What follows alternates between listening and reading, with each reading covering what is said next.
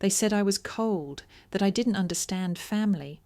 But when I finally got a house, after years of sleeping in a camper, they showed up with suitcases, smiles, and a fake lease. They didn't knock. They didn't ask.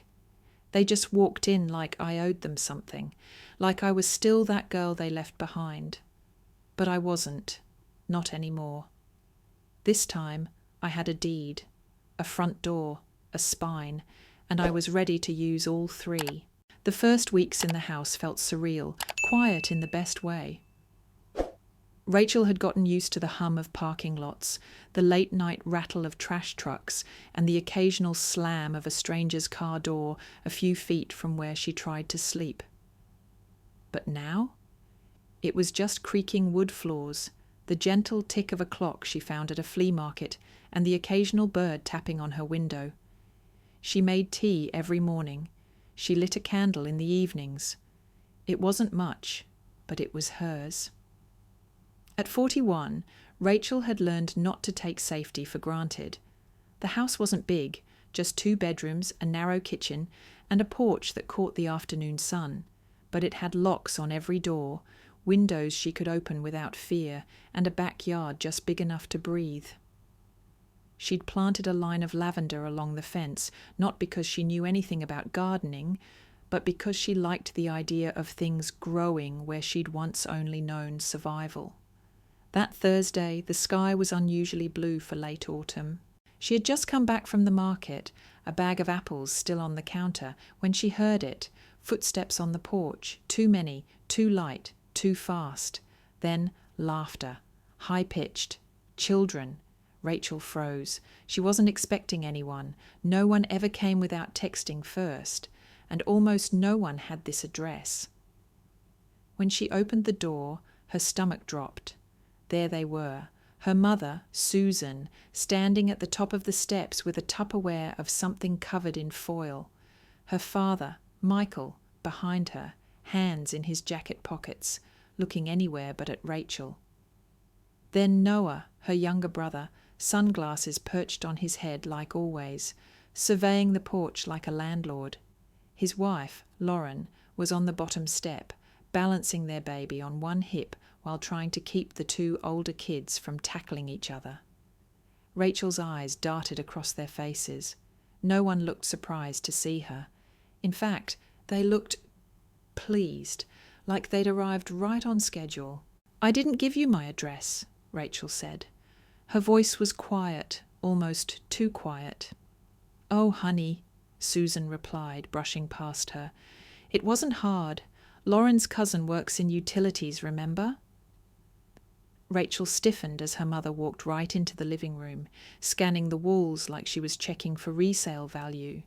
The others followed without hesitation. Lauren gave Rachel that tight, artificial smile she always used when pretending everything was normal. The kids burst in like it was a playground. Noah lingered on the porch, one hand grazing the porch column as if appraising it. Rachel didn't move, didn't speak. Her heart was pounding too loud to think straight. They weren't here to visit. They were here to stay. Inside, Susan was already commenting on the lighting. "Much brighter than I expected. You did all right, Rachel. For yourself." Michael nodded once, not making eye contact. Noah finally stepped inside, tossing his sunglasses onto the entryway table like it belonged to him. The oldest boy, Jason, was already asking which room was the biggest. The middle one had disappeared down the hallway. The baby started crying. Lauren was bouncing him gently, swaying side to side, her eyes locked on the kitchen. "This is just beautiful," she said, "and honestly so much space, almost more than one person would need." Rachel blinked. She felt like a guest in her own house. This wasn't a surprise drop-in. This was a coordinated invasion. She took a slow breath, still rooted to the floor, watching them claim pieces of her life like souvenirs. No one asked permission. No one seemed to think they needed to. Noah moved through the house like he owned the deed, not rushed, not subtle. He ran his fingers along the edge of the fireplace mantel, knocked twice on the kitchen counter, and even peeked inside the hallway closet. Solid wood, he muttered to himself, nodding like he was checking boxes on a mental list. Rachel stood in the living room, arms folded tight across her chest. She watched her brother roam freely, commenting on the crown moulding like a real estate agent giving a tour. "You kept the original floors, huh?" he said. "Nice touch." She didn't answer. Lauren drifted toward the dining area, gently bouncing the baby who had stopped crying, but she didn't move to leave. She gave Rachel a polite, weary smile. "He finally settled," she said softly, then looked around the space. "So open, you don't see floor plans like this anymore." The two older kids were now upstairs. She could hear their feet pounding down the hallway, doors opening and slamming. "This one's mine," one of them shouted. "I want the one with the window," the other argued. Rachel's skin prickled. Her mouth felt dry. She followed the sounds slowly, as if part of her couldn't quite believe this was happening. She climbed the stairs and saw one of the boys jumping on the bed in her guest room, while the other had opened the closet and was already hanging his jacket inside. She stopped in the hallway, frozen in place. This wasn't a family visit. This was a quiet, calculated takeover. Back downstairs, Noah was checking under the kitchen sink. Lauren had made herself comfortable on the bench beneath the window, adjusting the baby's blanket. She didn't seem rushed. None of them did. Rachel finally cleared her throat. "So, what exactly is this?" Noah looked up, feigning surprise. "What do you mean?" "You didn't call. You didn't ask. You just showed up, with everyone." Lauren chimed in quickly. "We thought it'd be a fun surprise. You know, let the kids see their auntie's new place." Rachel blinked. Auntie? When had they started calling her that? She was about to ask them to leave, still trying to find the right balance between firm and polite, when Lauren glanced around and said almost too casually, "The boys are going to love it here." Rachel's breath caught. "Here?" Lauren's smile froze. She recovered quickly. "I just meant, if we visited more often." "They've already picked out rooms," she added with a soft laugh, like it was a joke. But Rachel wasn't laughing. Downstairs, Susan was rearranging the fruit bowl, making it look more presentable, while Michael stared out the window like he was waiting for rain. Rachel walked back into the living room, her eyes scanning everything they'd touched. Her counters, her chairs, her walls. She could still hear the kids upstairs opening drawers and arguing. She looked at Noah. He didn't say anything, but there was a look in his eyes she hadn't seen in years. Not awe, not respect, calculation, like he was weighing square footage. Rachel felt her heartbeat in her throat. This wasn't about family. This was about possession. She remembered the night she'd signed the mortgage, how her hands trembled with excitement and fear. How she'd cried afterward, alone in the truck, not because she was scared, but because it was the first thing she'd ever owned that no one could take from her, until now. And yet, here they were, her family, walking through it like they had a claim. Noah finally turned to her, smiling faintly. "It's a great place, Rach. Really is." His tone was light, but his eyes drifted across the ceiling height, the layout, the back door, like he wasn't visiting, like he was planning. Rachel hadn't always known what it felt like to be erased. It wasn't a sudden act, like someone tearing your name off a mailbox. It was gradual, a slow, daily chipping away until you weren't anyone at all. Growing up, the house didn't belong to her. It was Noah's kingdom, 3 years younger but louder, bolder, messier, and endlessly forgiven. If he broke something, it was an accident. If she raised her voice, she was being dramatic. the rules bent around him like gravity. Around Rachel, they cracked like ice. She remembered the first time she was grounded, not for doing something wrong, but for crying after Noah threw a remote at her head. The plastic had bounced off her shoulder hard enough to leave a bruise, but the punishment wasn't his, it was hers. "You provoked him," Susan had said. "You always escalate things." Their father never disagreed. He rarely did. He was the silence that filled the corners. By 11, Rachel was doing her own laundry. By 13, she was packing lunches for both of them, setting Noah's backpack by the door so he wouldn't forget it. "We're a family," her mother would say. "You help each other." But helping never felt mutual. It felt expected, like an invisible tax for existing. On Noah's 8th birthday, he got a PlayStation, balloons, a party. When Rachel turned 10, she got a cake from the grocery store and a card signed in the same rushed handwriting. "Love, all of us." The more she achieved, the quieter they became. She brought home straight A's in math and science. No one said a word. When Noah scraped a C in biology, they went out for ice cream. "Effort matters more than results," Susan declared that night. Rachel still remembered the taste of that lie, vanilla and chocolate swirl, melting too fast to swallow. She learned slowly, painfully, that being good wasn't enough to be noticed. Not in that house. The only thing that earned attention was chaos, so Rachel got smaller, quieter. She lived between pages of borrowed books, behind the glow of an old computer screen. She stopped asking for things, rides, dresses, permission. She just figured it out. At 15, she started spending more time at the school library. It stayed open late, and the janitor didn't mind if she sat quietly in the back corner, knees tucked into her chest. At 16, she started babysitting for neighbours, saving every dollar in a coffee can under her bed, just in case, and then came 17. The fight wasn't loud, most weren't.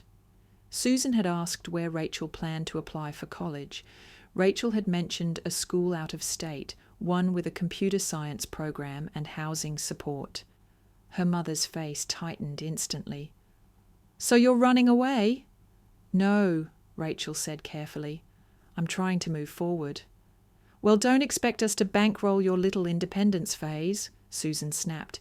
"If you want to leave, leave, but don't come crawling back." Rachel didn't yell. She didn't even cry. That night, she packed a hoodie, 2 notebooks, and her charger into a backpack. She had $200. It wasn't much, but it was more than she'd ever had that belonged only to her. No one tried to stop her, not her mother, not her father, not even Noah. She took the bus out of town just before sunrise, watching the streets blur past through foggy glass. Every turn of the wheels felt both terrifying and free. She didn't have a plan, not really. But she had momentum. She crashed on friends' couches for a while, worked part-time at a diner, graduated from high school with no one in the bleachers for her, not a single photo, not even a voicemail. That was the moment Rachel realized home wasn't where you lived, it was where they let you stay. And for her, that place had never really existed. The camper was never meant to be a home. It was meant for summer weekends parked near lakes or tucked under tall pines. But for Rachel, it became the only roof that didn't belong to someone else. It smelled like dust and old insulation. The foam mattress was too thin. The mini-fridge hummed too loud. In the winter, frost crept across the inside of the windows like fingers. She learned to sleep in layers, 2 sweaters, thick socks, a wool hat she found at a donation bin. Her mornings started before sunrise. She'd brush her teeth using a bottle of water, spit into a disposable cup, then dump it into the bushes behind whichever strip mall or gas station she'd parked at that night.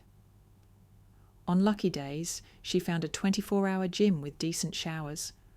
On bad days, she washed up in a sink with paper towels and hand soap. She kept a routine, not because it brought comfort, but because it kept her sane. Wake, wash, eat, drive, work, repeat. At night, the world disappeared around her. Streetlights buzzed overhead. Teenagers laughed in the distance. Occasionally, someone would knock on the camper's door, too drunk or curious. She never answered. She just lay still, palms flat against the walls, heart racing. It was during one of those long, hollow nights that Rachel picked up the phone. It had been almost a year since she left home. Her roommate had moved back to Ohio.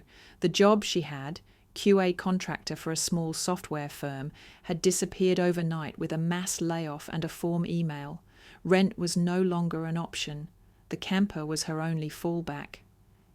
She stared at her cracked screen for a long time before hitting the call button. Her hands shook. The line rang once, twice. Then Susan answered. Rachel's voice wavered. "I just need a place to park for a bit. The driveway, nothing inside, just space." Silence. Then Susan sighed. "That's not going to work for us, Rachel. We've got the kids here now. You know how loud it gets." Rachel bit her lip. "It'd just be for a few weeks." "I said no," Susan snapped. "Don't make this harder." Then another voice came on the line. "Noah, if you want to park here, you're paying rent," he said flatly. "And not some pity discount. Real rent." Rachel didn't respond right away. She couldn't. Her mouth had gone dry. "You think we owe you something?" Noah continued. "You left. You made that choice. Don't crawl back now pretending you're family." His words cut clean. She hung up without another word. The next few weeks blurred into a haze of motion, parking lots, back alleys, side streets by creeks. She learned where the best laundromats were, which businesses didn't shoo her away, and how to recharge her power bank using the exterior outlet behind a taco joint. The loneliness was brutal, but the silence felt honest. Then one afternoon, while charging her laptop in a friend's apartment, an old roommate sat down beside her with a strange look. "Hey, this is awkward, but did your mum ever call me?" Rachel looked up slowly. "What?" "Like months ago. She left a message. Said not to get too close to you. Said you had a pattern of playing the victim to get sympathy."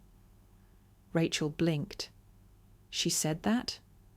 The friend nodded. "I didn't know what to make of it. I deleted the message." Rachel didn't reply. She couldn't. The world felt blurry again, but not from tears, from rage, from betrayal.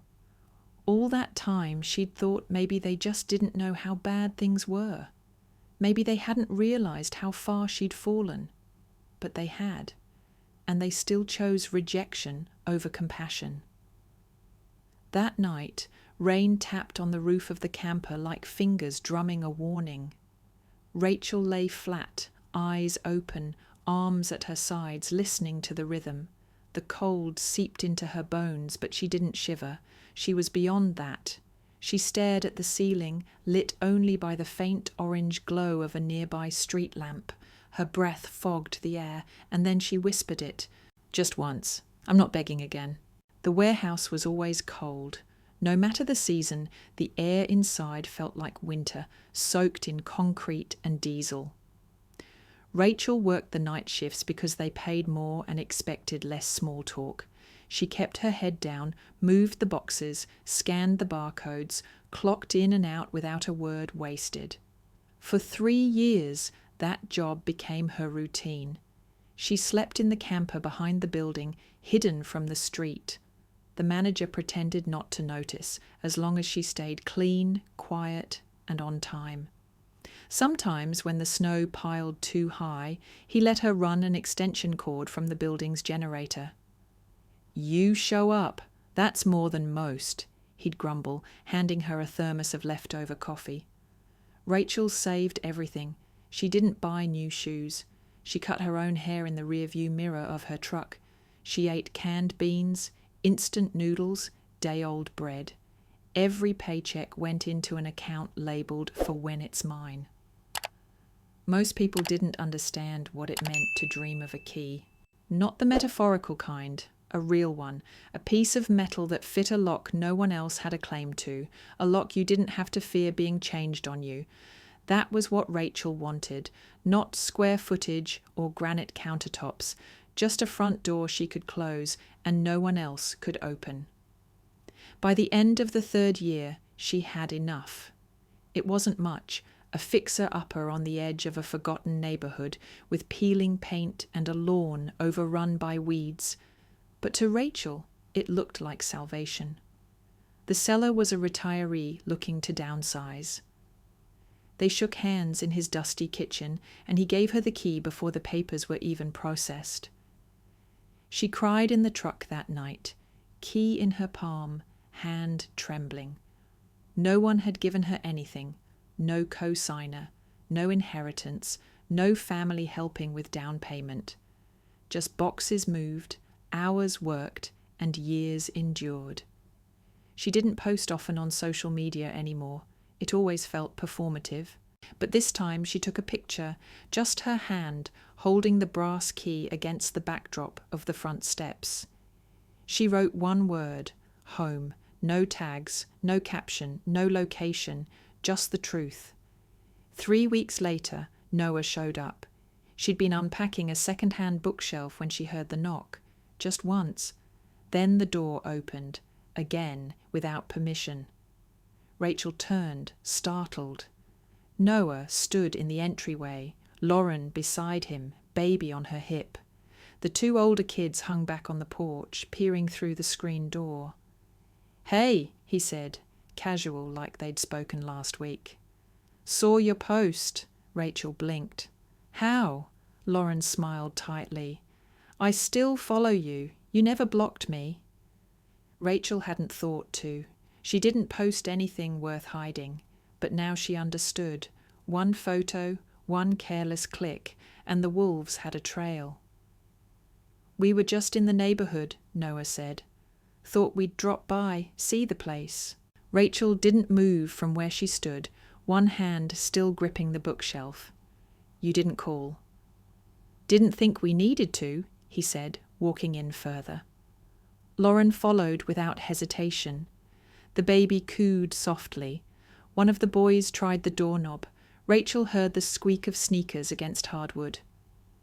"We won't stay long," Lauren said, stepping into the kitchen. "But wow, it's really nice, Rach. You did well for yourself." The words were meant to sound kind. They didn't. Rachel looked at them, their clean clothes, their practiced ease, and felt her throat tighten. 3 years in a freezing warehouse, 3 winters in a metal box, 300 meals eaten from tin cans. And now they were here, in her house, with shoes on, like it cost them nothing. Rachel barely had time to recover from their last visit before they came again. It was a Sunday afternoon. She was out back, trying to clear weeds along the fence line when she heard it, the familiar sound of tires on gravel, then laughter, high-pitched and overlapping. The screen door creaked. Footsteps. Then a knock, polite but unnecessary, followed by the door opening anyway. By the time Rachel got inside, Susan was already in the kitchen, setting down a tray of cookies on the counter like it was her own housewarming gift. "Thought you could use something sweet," she said cheerfully, like there weren't layers of history buried beneath her smile. Michael gave a small wave from the doorway. He stayed just long enough to show up, not long enough to be questioned. Rachel's pulse quickened. Behind them came Noah and Lauren. She held the baby again, nestled in blue fleece, while Noah guided the 2 older boys inside. The kids immediately kicked off their shoes and darted toward the hallway. Rachel stepped in front of them. "Don't run!" The oldest slowed, looking up at her, then veered toward the living room. Lauren floated in behind them, her tone bright. "We were in the area again. Figured we'd stop by. The boys begged." Rachel said nothing. Susan was already rearranging the contents of the kitchen counter. We were just saying what a perfect location this is. So central, 5 minutes to the freeway. Rachel's fingers curled into her palms. Noah leaned against the doorway frame and looked around. Seriously though, this place is great. Better than I expected. And it's close to my office too. Like, really close. Rachel looked at him sharply. He didn't seem to notice. I mean, it'd cut my commute in half, he added, almost to himself. Then Lauren jumped in, voice light. And with 3 kids, space is tight. Back at Mum and Dad's, the boys are practically sleeping on top of each other. Susan chuckled in agreement, already pulling open a cabinet like she was searching for a mug. Rachel moved quickly. "Can you not go through my things?" "Oh, of course," Susan said, letting the cabinet door shut. "Just wanted to see if you had one of those cute ceramic ones we gave you that Christmas. What was it? 2 years ago?" Rachel didn't reply. Lauren glanced around again, eyes scanning the open layout, the light through the windows, the smooth wood floors. "It's just such a good space," she said, "and with you here alone." She let the sentence hang. Rachel didn't take the bait, but something inside her twisted, tightened. Lauren continued, "I mean, 3 bedrooms. That's generous, especially when you only use one." Noah nodded slowly, hands in his pockets. "Would be great for the boys, a backyard and all." Rachel stayed silent. This time she didn't feel confused or shocked. This time it clicked. They weren't here for a visit. They were casing the place. Every compliment was a calculation, every laugh a distraction, every word a breadcrumb towards something bigger. Her house wasn't a symbol of her survival to them. It was real estate, square footage, a solution to their overcrowded life, and she once again was expected to shrink to make room. Noah glanced toward the back window. "You still got the camper out there?" Rachel nodded once. He smiled faintly. "Guess you could always set it back up if you needed the space." The words hit harder than he realized. Or maybe he did realize. Maybe that was the point. Rachel felt the air leave her lungs, but not from fear. Not this time. From fury. Controlled, quiet, precise. For years they'd made her believe she was hard to love. Too quiet, too sensitive, too ambitious, too distant. But now that she had something of value, they wanted in. Not because they missed her, but because they needed what she had. Rachel met Lauren's gaze. "This isn't a group project." Lauren blinked, feigning confusion. "What do you mean?" "This house, my life, I built it, alone." For the first time, Noah looked like he might speak up, might challenge her, but then he thought better of it. Rachel walked to the door and opened it wide. "I think it's time to go." Rachel had just picked up takeout, chicken tikka and garlic naan, her Friday indulgence, and was pulling into the driveway when she saw it. A moving truck, not a small van, not a friend's borrowed pickup, a full-sized, back-it-up-with-a-beeper professional moving truck. It was parked so close to her porch that the hedge lining the front walk was bent out of shape, its brittle stems crushed under thick tires. Beside the truck was a familiar minivan, Noah's, its sliding door wide open, boxes stacked inside. Her chest tightened. The key was still in the ignition when she flung the car door open. She walked up slowly, unsure if her legs were shaking from rage or disbelief. The front door was wide open. Inside, chaos. A pink plastic toy stroller sat tipped over in the hallway. Crumbs dotted the welcome mat she'd just vacuumed 2 days ago. She could hear the television blaring, some cartoon theme song blipping at full volume. The scent of apple juice and laundry detergent hung in the air, far too strong for comfort. And then, laughter. Lauren's. Rachel stepped inside and froze. There were boxes everywhere, half opened, spilling clothes, toys, kitchenware. A toddler's coat was draped across the banister. A set of sippy cups lay neatly stacked on the kitchen counter. A baby carrier sat beside her dining table as if it belonged there. Then came the final confirmation, a playpen set up in her guest room, with a half-folded crib leaning against the wall.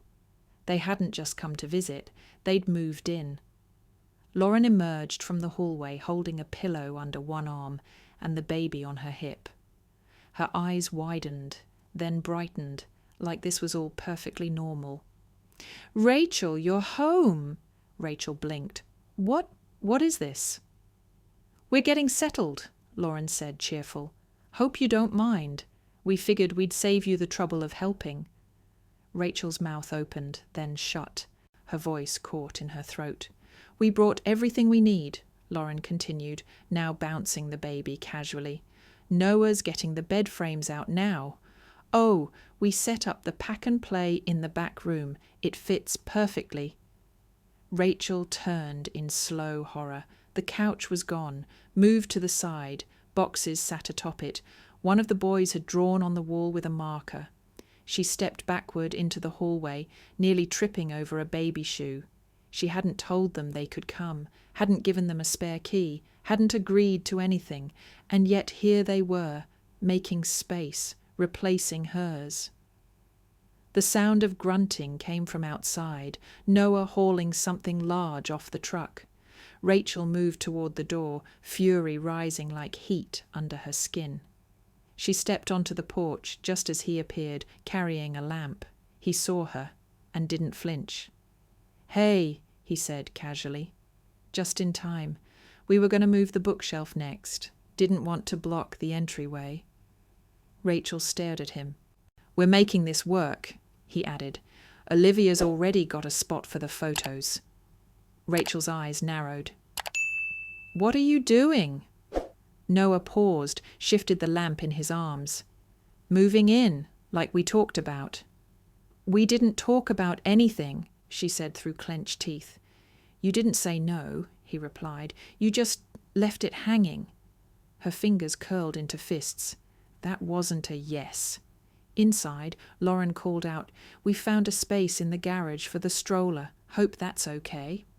Rachel stepped back inside.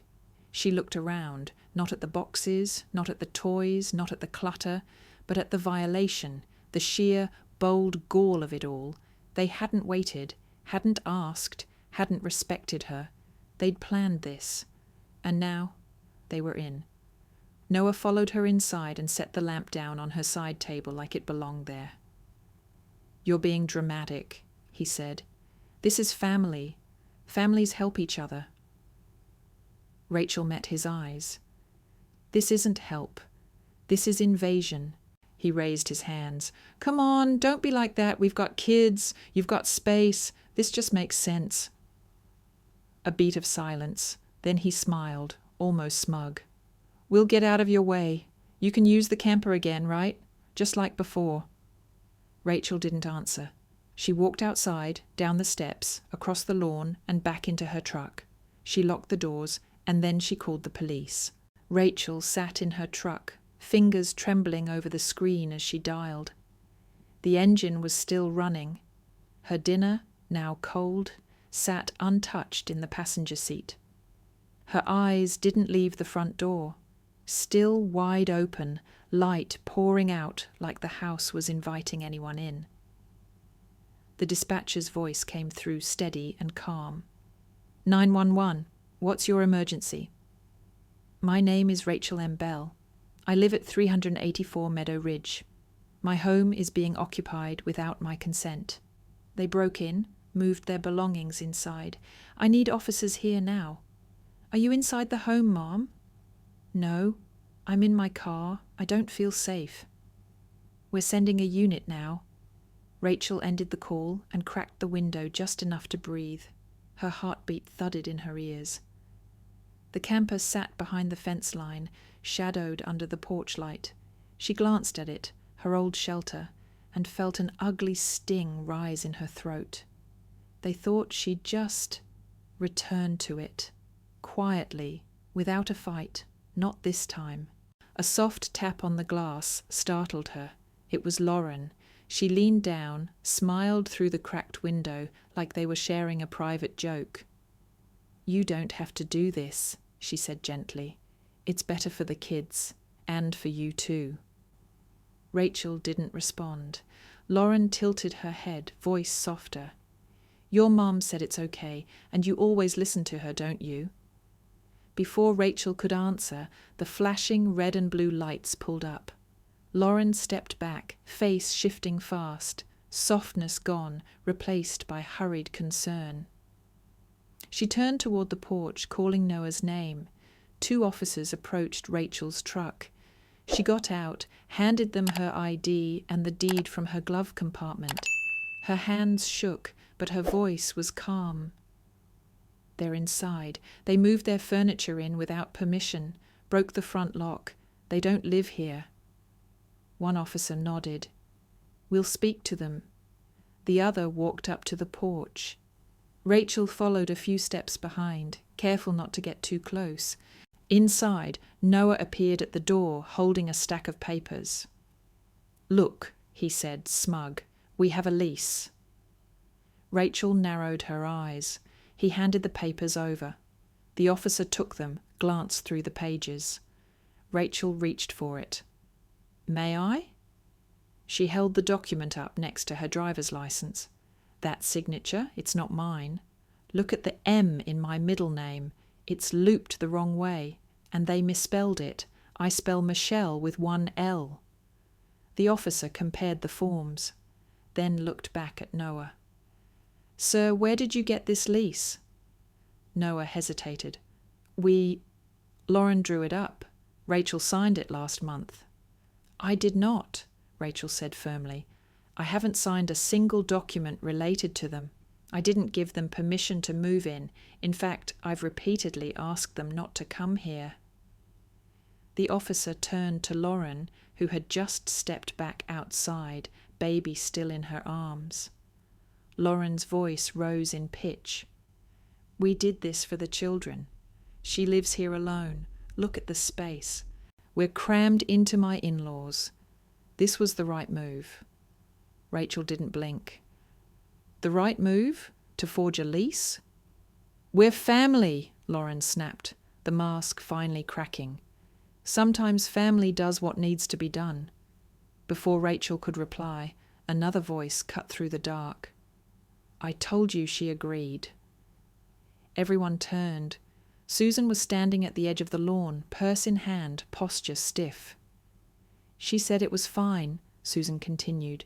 "She just forgot, like she always does. She's always been a little unpredictable." Rachel turned slowly, her voice low and even. "I didn't agree to anything." Susan's eyes narrowed. "You're overreacting. You never did know how to compromise." Rachel stepped closer, holding up the fake lease. "This isn't a misunderstanding. It's forgery." The officer glanced between them. "Ma'am," he said to Rachel, "can you confirm that you did not authorize anyone to live here?" "I can confirm, and I want them all off the property, tonight." Lauren's eyes filled with tears. "You're really going to kick out a family with kids? Your own brother?" Rachel didn't flinch. "I'm not kicking out a family," she said. "I'm removing trespassers." Susan stepped forward again, voice harsh. "You're being cruel." Rachel didn't look away. "No, I'm being clear." The officers instructed Noah and Lauren to begin packing up immediately. They were not to return without written permission. Noah opened his mouth to argue, but thought better of it. He turned inside with a sharp breath. Lauren lingered, eyes rimmed red, muttering something under her breath. Susan didn't move. She stared at Rachel as if seeing her for the first time and not liking the view. Rachel, for once, didn't care. This was her house, her space, her silence, and it would not be filled with lies ever again.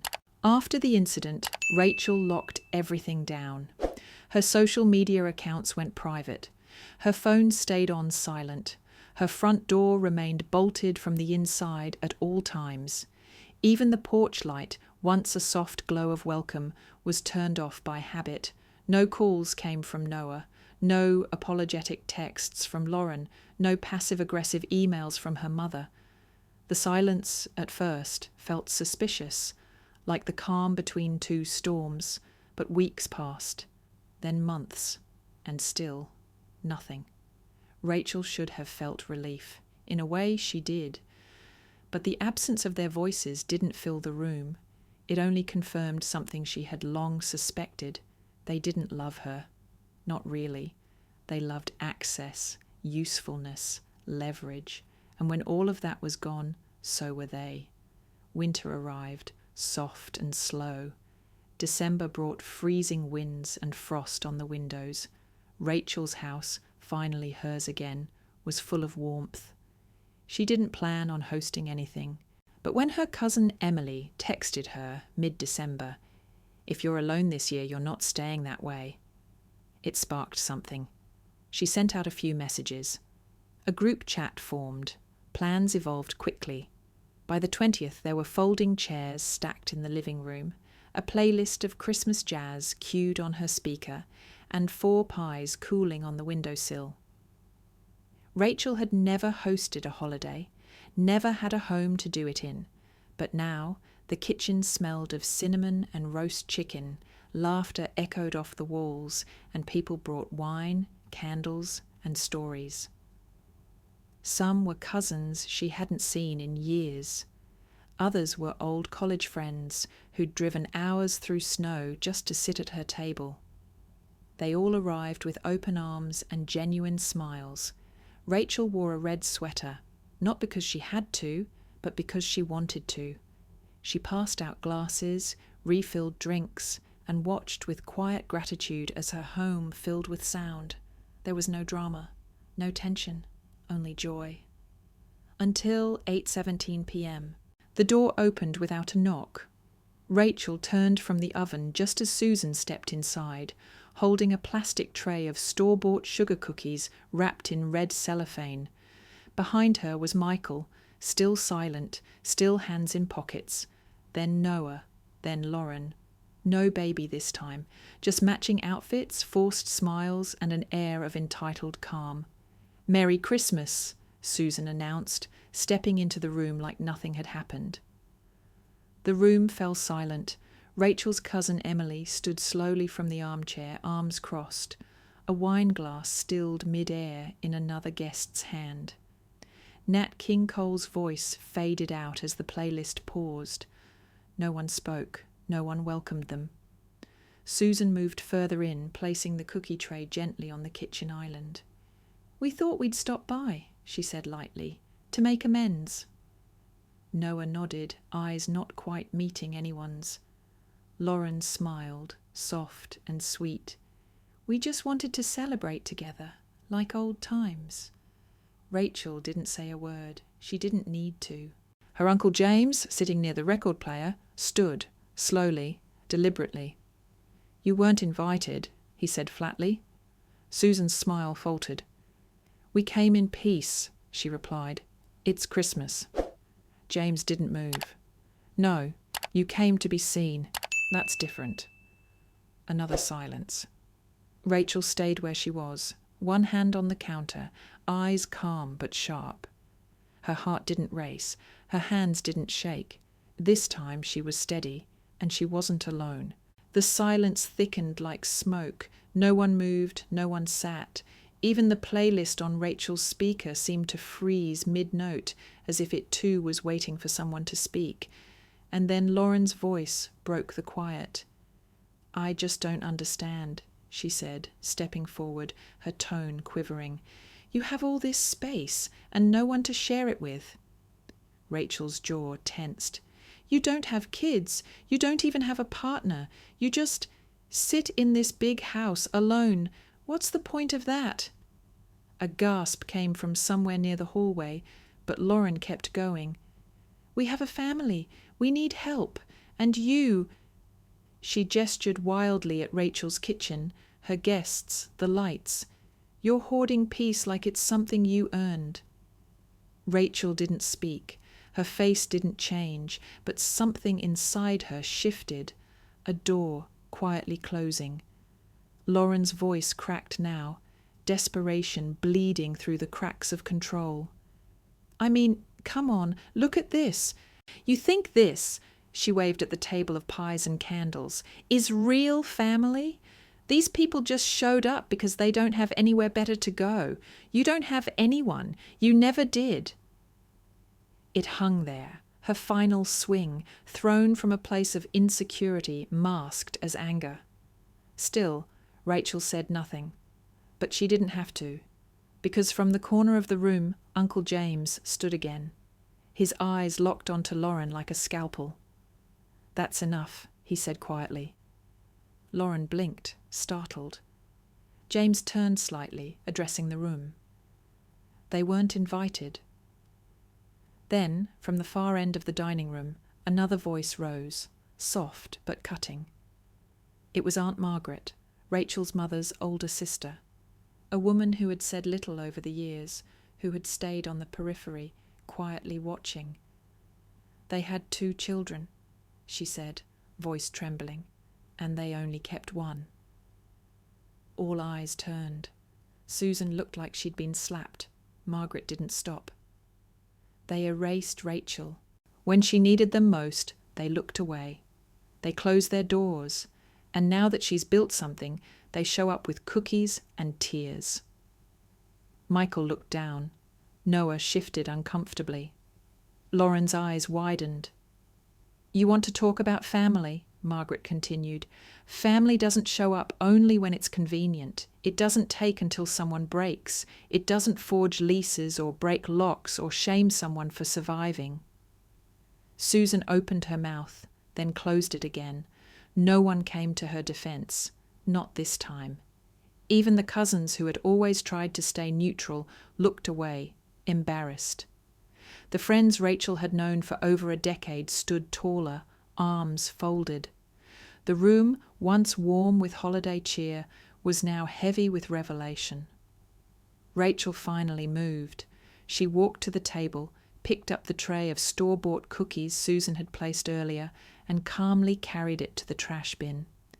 She didn't look at anyone as she lifted the lid, slid the tray inside, and closed it. Then she turned back to the room. If you came for forgiveness, she said, you should have asked for it years ago, when I was sleeping in a truck, when I called and you said no, when you let your son try to steal the roof over my head. Noah flinched. I'm not angry anymore, Rachel continued, but I'm also not stupid, and I'm not interested in rewriting history to make this look like a misunderstanding. She looked at Susan now. I didn't change. I just stopped shrinking. Susan's lips tightened, her eyes wet but cold. Rachel turned to the guests. Dinner's still warm. We have plenty. She didn't have to say the rest. The message was clear. Those who cared could stay. Those who didn't had the door. No one invited the others to remain. Lauren stood in silence, her cheeks blotchy, eyes darting from one face to another in search of sympathy, and finding none. Noah reached for her arm, muttering something about the baby, the time, the drive home. Michael was already backing toward the door. Susan lingered the longest. Her eyes locked with Rachel's, but for once there was no demand behind them, no expectation, only disbelief that the daughter she once dismissed now stood taller than she'd ever imagined. Without a word, she turned and followed her family out the door. When it closed, someone in the room sighed. The music started again, Nat King Cole's voice, warm and unbothered, like the interruption had never happened. People sat back down, drinks were refilled, and Rachel, for the first time in years, felt something inside her settle. Not peace, exactly, but freedom. The door clicked shut behind them with a finality that felt physical, like someone had sealed the room with a lock that couldn't be picked. For a long moment, the house was still. Then someone, maybe Emily, cleared their throat. Someone else shifted in their seat. A glass was lifted and clinked softly against another. A fork tapped gently against porcelain. The music picked up again, just as the soft croon of Nat King Cole filled the room with slow, honeyed comfort. And life resumed. No one mentioned the outburst. No one asked Rachel if she was okay. They didn't need to. The energy in the room shifted, recalibrated itself, and moved forward. There were still plates to be passed, second servings to be scooped, and pies that hadn't yet been touched. The scent of cinnamon and roast chicken wove its way through every corner of the room, grounding them all. Rachel sat down again at the head of the table. Her chair hadn't moved. Her plate was still warm. She picked up her fork with steady hands and joined the conversation in progress like nothing had happened, because to her nothing had. Not really. The people who mattered were still here. A cousin leaned across the table to tell a ridiculous story about a Christmas tree that had fallen 3 times before Thanksgiving. Someone else made fun of his clumsy tree-tying skills. Laughter bubbled up, honest and unforced. Rachel felt her shoulders relax. Her friend Lena leaned in from the seat beside her, speaking softly so only Rachel could hear. "You know," she said, a small smile tugging at her lips, "you've actually got a family now." Rachel looked at her. Lena nodded toward the table, toward the mismatched group of college friends, cousins, neighbours, and a few stragglers who had nowhere else to go but had brought homemade cider anyway. "This," Lena whispered, "this is it." Rachel didn't reply right away. She didn't need to. Instead, she reached for her glass, clinked it gently against Lena's, and gave a small nod. No toasts were made, no speeches given. But the room felt full of something Rachel hadn't felt in decades: belonging. It didn't come with conditions. It didn't require performance or submission. No one here expected her to give up her room or her boundaries or her hard-earned peace. They just wanted to be near her. It was that simple, and it was everything. The children, friends' kids, cousins' toddlers, began to play in the living room. Someone turned on an old cartoon. The glow of the screen painted soft light across the walls. A friend helped clear dishes, stacking them without being asked.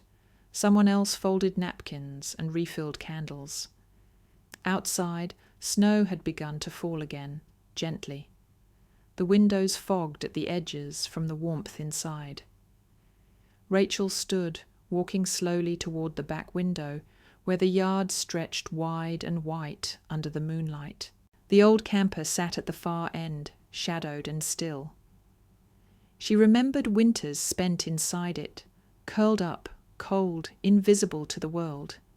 Now, from where she stood, that old life looked impossibly far away. She turned and looked back at the room behind her. Laughter rang out again, a guest teasing another about burning the mashed potatoes last year. Someone joked about a board game rematch.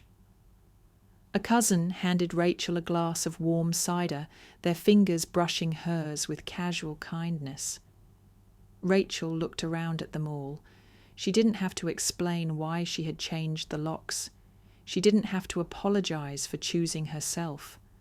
No one questioned her decision to call the police or her right to protect what was hers. Here, she wasn't the dramatic one. She wasn't the difficult daughter. She was just Rachel, and that was enough. The warmth in the room grew, not just from the fire or the candles, but from the way people leaned toward one another, from how they listened when someone spoke, from how they made space for Rachel without asking for anything in return. She had lived a long time thinking she had to earn love by being useful, quiet, small, but this room, this night, proved otherwise. A knock came again. Everyone stiffened slightly, but it was just Emily's boyfriend, who had gone to the car to get another tray of brownies.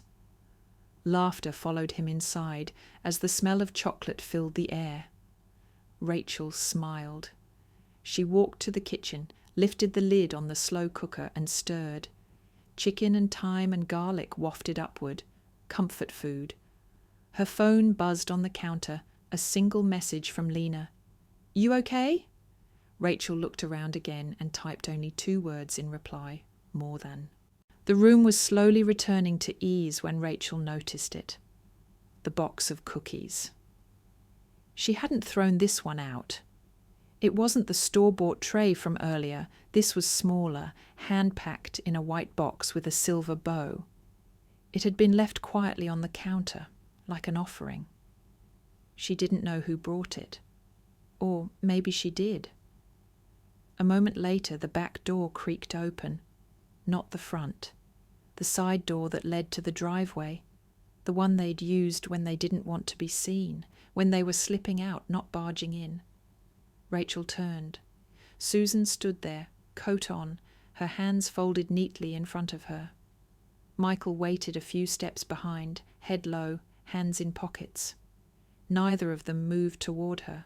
Susan's eyes were unreadable, not apologetic, not angry, something in between, fatigue, perhaps, or surrender. She looked at Rachel, then down at the cookies. "I made these," she said simply. Rachel didn't speak. She waited. Susan glanced once at the warm room behind them, at the sound of people laughing again, at the sight of a cousin dancing with a toddler in the hallway, and then back at her daughter. "You were a good child," she said finally, "always responsible, quiet, never asked for much." Rachel held her gaze. "I was also hurting." Susan flinched, just barely. Rachel stepped forward, her voice soft but firm. "You're right, Mum. I was a good child, and I still am, but I'm not the only one who should have been trying." Susan blinked. Michael remained silent, always. For a long moment, nothing moved between them but the hum of the heater and the faint clatter of silverware from the table. Then Susan did something unexpected. She nodded, just once. She placed the box of cookies on the counter, not like a peace offering, not like a guilt trip, just a quiet gesture. Then she stepped back. No pleading, no justifications, no last-minute digs. "I hope you have a good night," she said. Rachel nodded. "I already am." Susan turned. Michael followed. And together, for the first time in a long time, they left without fanfare, without turning it into a war, without slamming a door behind them. Rachel watched their taillights disappear into the quiet street. No drama, no final word, just absence. And for the first time, that absence felt right. Inside, someone had put on a new record, one of Rachel's favourites. The soft scratch of vinyl filled the air, followed by the slow, buttery drawl of a classic jazz vocalist. Rachel took a deep breath and walked back into her kitchen. The cookies sat untouched. She didn't throw them out, but she didn't open them either. Instead, she poured herself another glass of cider and returned to the table where the conversation had picked back up like a current. Someone offered her a blanket for her lap. Another asked if they could crash on the couch if the snow got worse. She nodded, smiling. This, she thought, was what home should feel like. Not just walls and locks and furniture, but people who didn't require you to break yourself in two just to be accepted. People who didn't ask you to choose between your peace and their comfort.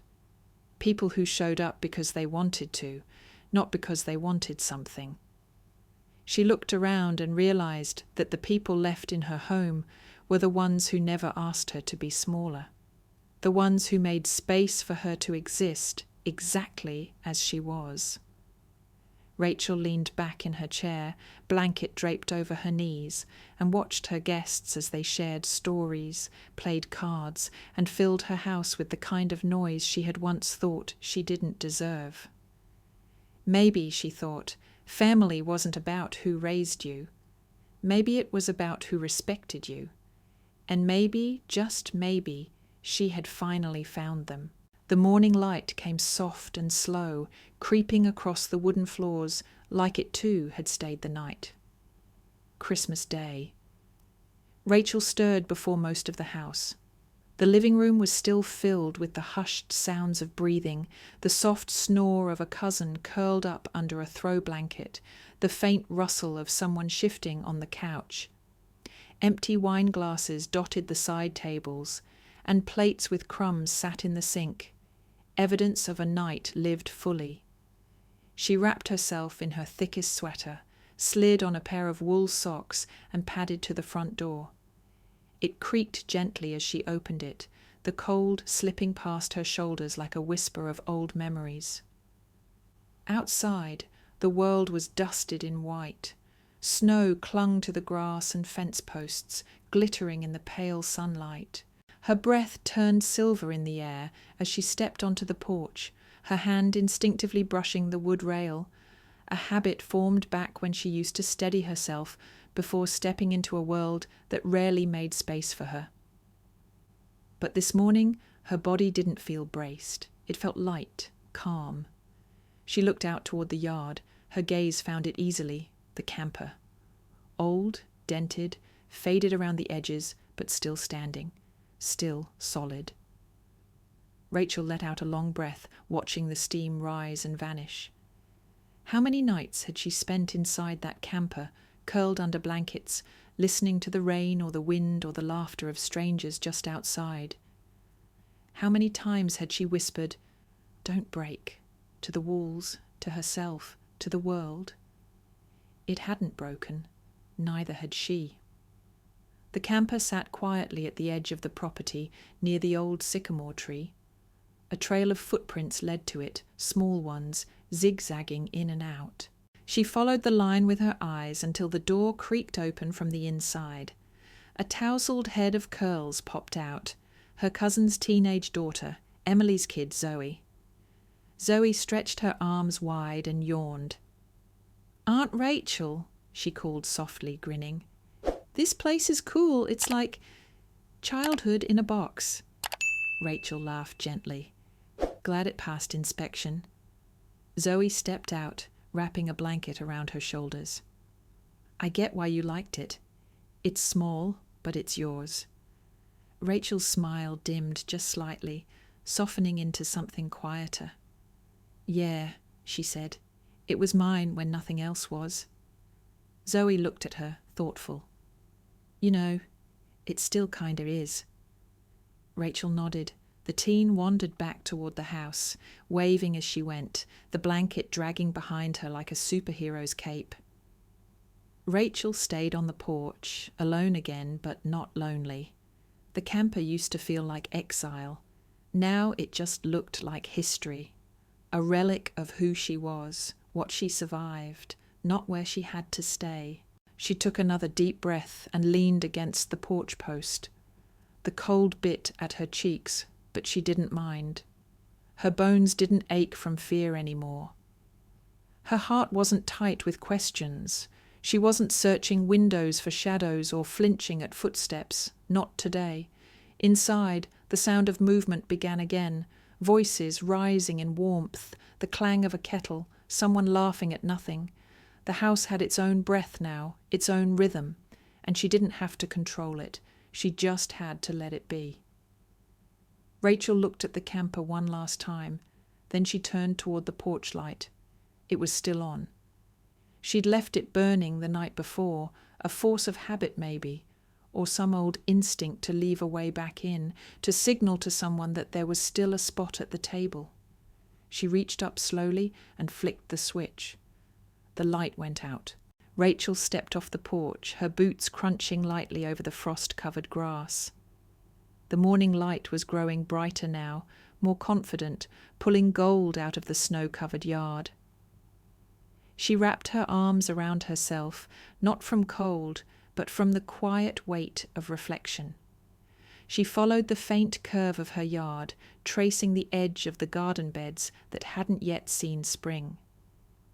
As she rounded the corner toward the driveway, her eyes caught it, an odd patch in the lawn, different from the rest, a square of dead grass, flattened, yellowed, like something heavy had sat there too long, the outline of Noah's moving truck. Rachel paused. It had been weeks since that day, but the grass still hadn't recovered. The weight of their presence, though brief, had left its mark. An echo of intrusion that still lingered. Just like so many things in her life, some scars stayed visible long after the wound was gone. She crouched beside the patch, fingers brushing the dry blades, and then she saw it, a single black zip tie half buried in the soil, left behind, forgotten, or maybe ignored. She picked it up, turning it in her gloved fingers. It was nothing, cheap plastic, small, unremarkable. But it had held something together once, probably boxes, maybe toys, maybe lies. Rachel stood again, the zip tie still in hand, and looked out at the rest of the yard. The snow was melting slowly under the rising sun, revealing patches of earth and footprints frozen into the dirt. Some left in welcome, some not. She turned and walked back toward the house, passing the fence that lined the camper. Zoe had zipped it shut before going back inside. The curtains were drawn now, but Rachel could still see the shape of the small bed inside, still made, still neat. It had become a place of curiosity now, not survival, a piece of her story, not her sentence. She smiled faintly and continued toward the porch. The house loomed in front of her, modest and unassuming, but radiant in a way that no mansion ever could be. It held people, laughter, safety, not just walls, but intention.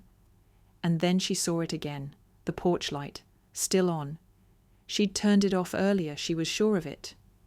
Or maybe she hadn't. Maybe some part of her had hesitated. Maybe it had been symbolic the first time, but unfinished. Like an ellipsis instead of a period. She stepped up the porch steps, the old wood creaking beneath her. The light buzzed gently above her head, soft and stubborn. It had been her beacon for years, the signal for anyone searching, the open door to people who never knocked. Rachel reached for the switch, paused, and this time she didn't hesitate. She flicked it down. The bulb dimmed with a final blink, then surrendered to darkness. She stood there, hand still on the wall, watching the empty yard bathed in morning sun. And then it hit her, the twist she hadn't expected. The realization came not with fanfare, not with shouting or confrontation, but with stillness. No one was coming, not today, not ever.